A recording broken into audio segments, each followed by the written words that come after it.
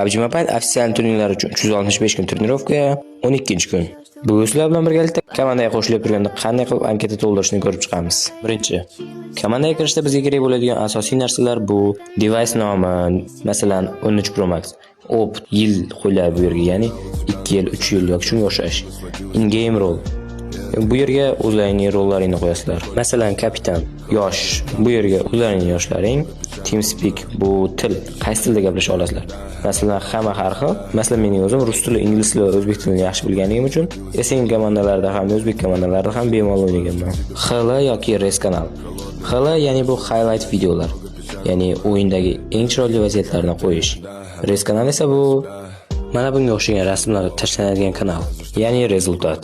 Extreme sizlar o'ynagan komandalaring. Masalan, men o'zim Cerberus, Exclusive Absolute, Classic Esports, M417 va shunga o'xshash komandalarda o'ynaganman. Qo'shimchaga sizlar o'zlaring xohlagan narsalarni yozishlaringiz mumkin. Masalan, komandaning CEO va menejer bo'lishi shart, ZP kerak menga. Shu va shunga o'xshash. Agarda reklaringdan chiqishimni xohlasalaring, videoga obuna bo'lib, kanalga like bosishni unutmang.